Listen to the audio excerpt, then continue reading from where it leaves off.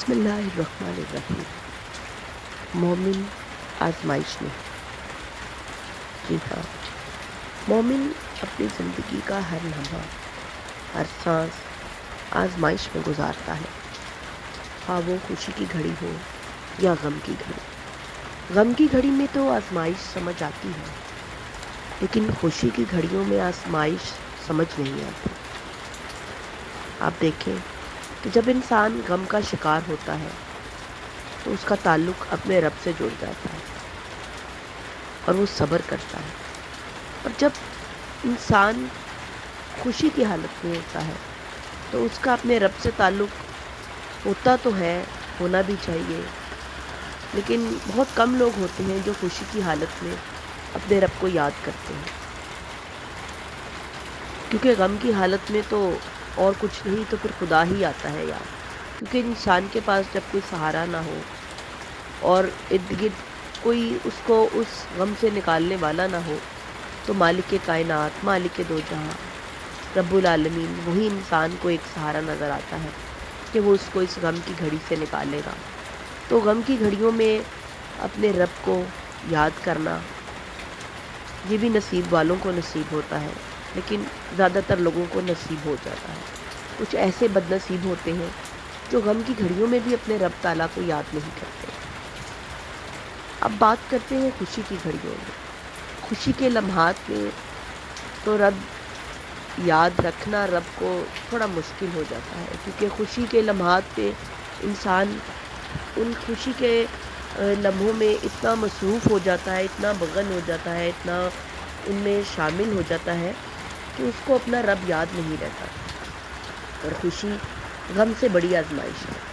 وہ آزمائش اسی لیے ہے کہ غم کی گھڑیوں میں تو رب تعالیٰ یاد رہتے ہیں اور خوشی کی گھڑیوں میں رب تعالیٰ یاد نہیں رہتے۔ مومن کے لیے آزمائش کی گھڑی خوشی کی گھڑی بھی ہے۔ آپ میری بات کا یقین مشکل سے کریں گے کہ خوشی کی گھڑیوں میں آزمائش کیسی؟ وہ تو گھڑیاں خوشی کی ہیں نا، لیکن دیکھیں خوشی بھی تو اس کو رب نے دی ہے۔ رب کی نعمتوں پر شکر ادا کرنا اسی بندے کا کام ہے۔ جب اللہ تعالیٰ کسی کو عنایات دیتا ہے، بخشش سے نوازتا ہے، اس کے در پر خوشیاں خوشحالیاں دستک دیتی ہے، تو پھر وہ کیسے ریئیکٹ کرتا ہے؟ وہ ان خوشیوں کا شکر ادا لاتا ہے یا نہیں؟ یعنی ان خوشیوں کے اوپر وہ کتنا شکر کرتا ہے؟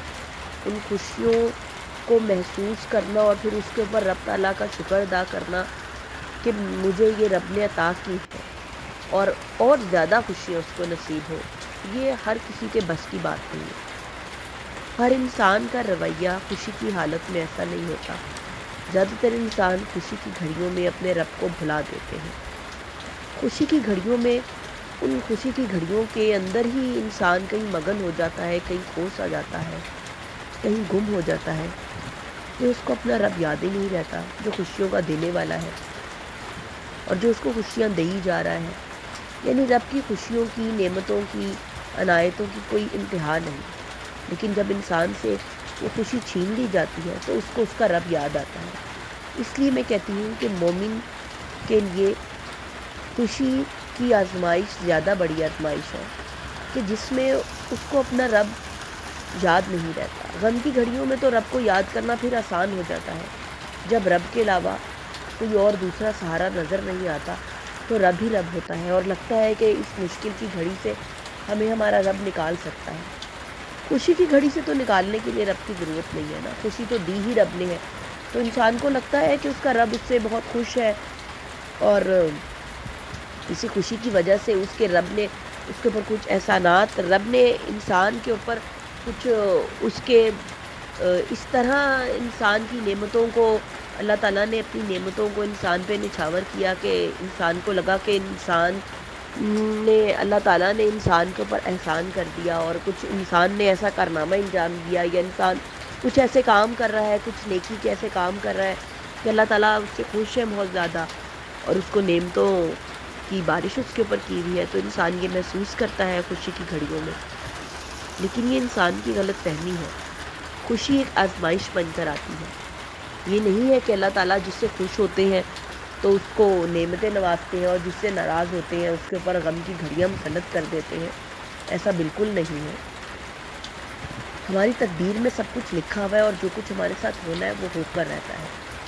فرق صرف اتنا ہے کہ ہمارا اپنے رب کے ساتھ تعلق کیسا ہے۔ جس طرح کا تعلق ہوگا، اگر انسان کے اوپر کوئی غم یا پریشانی آنی ہوتی ہے تو اس کی انٹینسٹی کم ہو جاتی ہے، وہ غم بہت کم انسان کو لگتا ہے۔ وہ اللہ تعالیٰ نے اگر اس کی ٹانگ کو کسی ایکسیڈنٹ میں زخمی کروا کر کاٹنا تھا یا اس کی جسم سے الگ کرنا تھا، تو ایک ذرا سی اس ٹانگ پہ خراش آ سکتی ہے، تو اتنی سی خراش اور اس ٹانگ کا کٹنا، ان دونوں میں تو بہت فرق ہے نا۔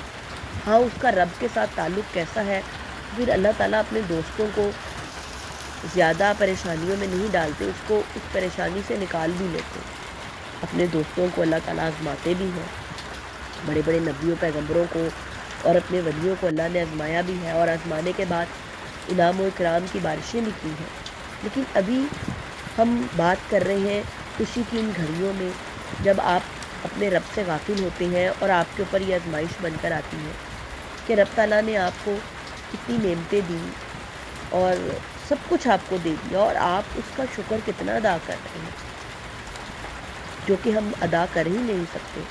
لیکن پھر بھی جتنی ہماری استطاعت ہے اتنا تو ہمیں شکر ادا کرنا ہے نا اپنے رب کا، اور اللہ تعالیٰ ہمیں یہ توفیق دے کہ ہم اتنا شکر ادا کریں، اپنی استطاعت سے بڑھ کر ادا کریں، اپنی نیتوں میں، اپنے جذبوں میں اس کے شکر کے لیے وہ کیفیات لائیں، اپنے جذبوں میں، اپنے دل میں، کہ ہم نے اس کا شکر کس طرح ادا کرنا۔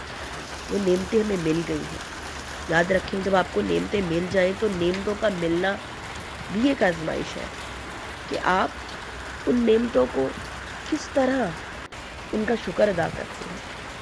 اور غم کی گھڑیوں میں انسان اپنے رب کے قریب زیادہ ہو جاتا ہے، تو غم کی گھڑیوں میں وہ نکل جاتا ہے اور اپنے رب کے قریب تو ہو جاتا ہے، اور غم کی گھڑی سے وہ نکل بھی جاتا ہے اور اس کو نعمتیں بھی مل جاتی ہیں۔ لیکن جب انسان اس خوشی کی گھڑی میں ہوتا ہے تو خوشی کی گھڑی سے تو اس نے نکلنا نہیں ہوتا، نہ اس کا دل کرتا ہے کہ میں اس خوشی کی گھڑی سے نکلوں اور غم کو مانگوں اور کوئی دکھ پریشانی مانگوں، جو کہ مانگنی بھی نہیں چاہیے۔ لیکن جب آپ خوشحال ہیں، نعمتیں ہیں، آپ کے پاس رزق ہے، صحت ہے، عزت ہے، ساری نعمتیں ہیں، اولاد ہے، سب کچھ ہے، تو پھر آپ نے ان نعمتوں کا شکر کیسے ادا کرنا ہے اور کتنا ادا کرنا ہے، یہ آپ کے اوپر ڈیپینڈ کرتا ہے۔ کیونکہ مومن کو جب کوئی نعمت دی جاتی ہے تو اس نے اس کا حساب دینا ہے۔ یہ یاد رکھیں کہ آپ کا زندگی کا گزرا ہوا ہر لمحہ، ہر گھڑی، ہر آن، آپ نے آنکھ جھپکی، اپنے ہاتھ کو اٹھایا، اپنے قدم کو بڑھایا، جو سوچے آپ نے سوچی، ایک ایک مائکرو سیکنڈ میں آپ کیا کچھ عمل کر رہے ہیں، کیا سوچ رہے ہیں، کہاں جا رہے ہیں، کہاں آ رہے ہیں، اس کا حساب تو آپ نے روز نشر دینا ہے نا۔ تو بات یہ ہے کہ غم کی گھڑیوں میں تو انسان کا تعلق اللہ تعالیٰ کے ساتھ خود ہی جڑ جاتا ہے، لیکن خوشی کی گھڑیوں میں تعلق جوڑنا بہت مشکل ہو جاتا ہے، کیونکہ زیادہ تر انسانوں کو اللہ تعالیٰ تب یاد آتے ہیں جب ان پہ کوئی مصیبت پڑتی ہے، اور جب انسان خوشحال ہوتا ہے، کوئی دکھ پریشانی اس کے ساتھ نہیں ہوتی، وہ اپنی خوشیوں میں اتنا مگن ہوتا ہے کہ اس کو اپنا رب جو 70 ماؤں سے زیادہ محبت کرنے والا ہے، جس نے اس کو خوشیاں عطا کی ہیں، وہ اس کو یاد ہی نہیں آتا۔ تو آپ اپنے رب کو ان لمحات میں، ان خوشی کی گھڑیوں میں یاد کریں، اور غم کی گھڑیوں سے زیادہ یاد کریں کہ یا باری تعالیٰ، تیرا میں جتنا شکر ادا کروں، میرا رواں رواں، میرا جسم کا ذرہ ذرہ بھی، خون کا قطرہ قطرہ بھی، سانس کا ایک ایک لمحہ بھی جو میں نے گزاری، وہ تیری یاد سے غافل نہ ہو، اور میں ان نعمتوں کا جتنا بھی شکر ادا کر سکوں وہ کم ہے، کیونکہ میں ادا کر ہی نہیں سکتا۔ لیکن آپ اپنے جذبوں کو، اپنی کیفیات کو اس رب کے آگے پیش تو کریں کہ جس نے اتنی نعمتیں دی، اور آپ ان نعمتوں کا کس طرح شکر ادا کرتے ہیں۔ آپ رب کا شکر ادا کرنے کے لیے اس کی مخلوق سے محبت کریں، اس کی مخلوق پہ کوئی احسان کریں، کوئی مخلوق کے ساتھ کوئی اچھا کام کریں، کوئی ان کی مدد کریں۔ سوچوں میں ہی انسان کے لیے آپ کے پاس कोई नेमत है उसको शेयर कर लें, उसको दे दें। आप कुछ भी कर सकते हैं। आपके पास अगर दौलत की नेमत नहीं है तो आपकी जिस्म के साथ सेहत है, आप सेहत के होते हुए किसी का कोई काम कर दें तो ये भी एक नेकी है, सदका जारी है।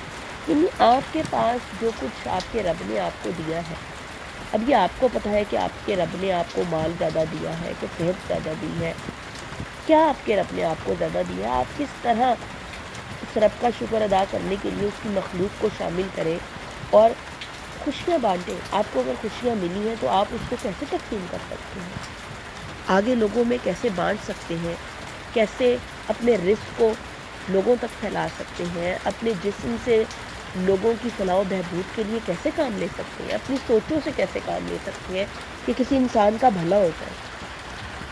तो ये आपको तब करना है, ये तब सोचना है जब आपके ऊपर कोई परेशानी या मुसीबत नहीं है।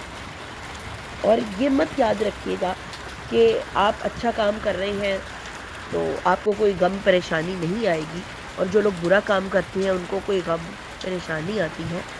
अल्लाह अपने अच्छे बंदों को भी आजमाता है, नेक बंदों को भी आजमाता है और उनको ज़्यादा आजमाता है। आजमाइश कुछ देकर और कुछ लेकर, यानी बाज़ मेरा रब देकर आजमाता है, नेमतें देकर, अनायातों की बारिश कर कर आजमाता है, तो बाज़ ये नेमतें और अनायात लेकर आजमाता है, वापस ले लेता है। आजमाइश दोनों सूरतों में है। मोमिन की जो घड़ी है, हर लम्हा हर लहजा दुनिया में उसकी आजमाइश है, और उसने अपने आप को आज़ाद पंछी के तौर पर नहीं बना कर सका। उसने अपने आप को ऐसा इंसान ने बनाना है कि वो इंसान की रूह इस पिंजरे में कैद है, और वो जैसे इस पिंजरे की कैद से आज़ाद होगी वो अपने रब से जा मिलेगी। अभी भी वो रब का ही है, और पहले भी इंसान अपने रब का ही था, लेकिन ये ज़िंदगी भी तो रब की दी हुई है, और इस ज़िंदगी में आप क्या कुछ कर रहे हैं वो सब कुछ एक वीडियो की तरह रिकॉर्ड हो रहा है, और ये वीडियो मैदान हशर चलेगी। हर चीज़ आपकी नज़रों के सामने बयां हो जाएगी। आपने किस किस घड़ी, किस किस वक्त, किसके लिए क्या अच्छाई की, क्या बुराई की। इवन जो आपने अपनी सोचों में किसी के लिए अच्छा या बुरा सोचा होगा वो भी मंजर आम पर आ जाएगा। तो मेरी आपसे दुआ है कि आप ये सोचें ज़रूर और अपनी ज़िंदगियों में इसको लागू करें कि आपने खुशी की घड़ियों में अपने रब को कैसे याद करना है, कैसे शुक्र अदा करना है।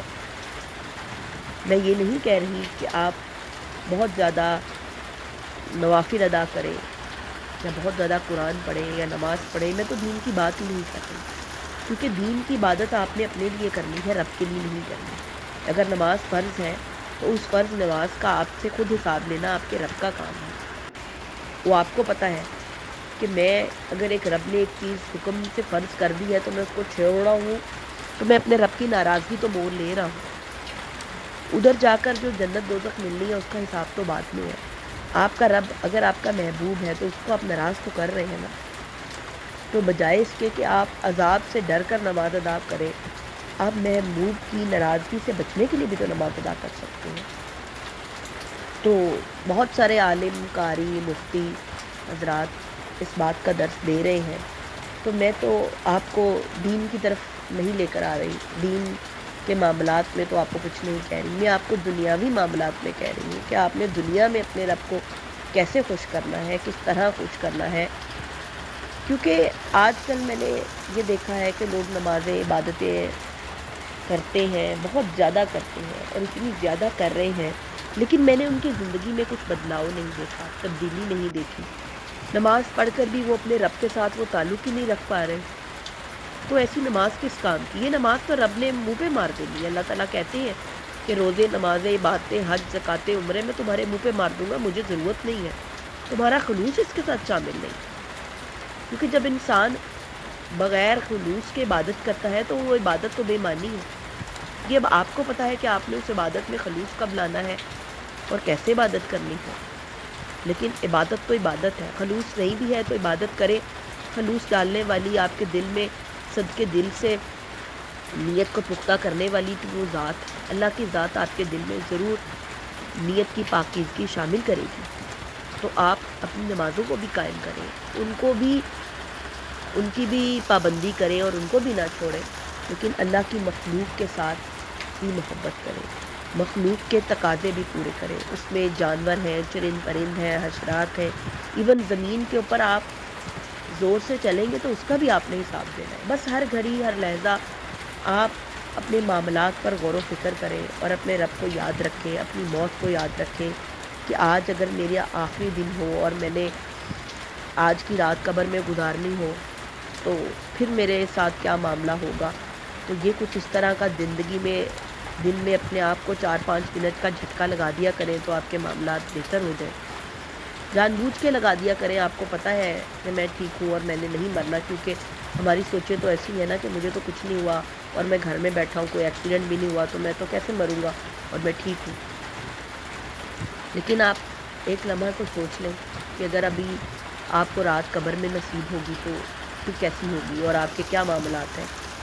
تو تھوڑا سا اپنی سوچوں میں آگے پیچھے ہو کے کچھ اس طرح سوچیں کہ آپ اپنے رب کے حضور جب پیش ہوں تو آپ کو شرمندگی نہ ہو. اللہ تعالیٰ آپ کی عبادتوں کو قبول کرے اور آپ کو توفیق دے کہ آپ اپنے رب کو راضی کریں. اس میں چاہے فرض عبادت ہو، نفلی عبادت ہو یا دنیا کی کسی انسان کے ساتھ آپ کے معاملات ہوں، بس خلوص نیت کے ساتھ، صدق دل کے ساتھ اللہ تعالیٰ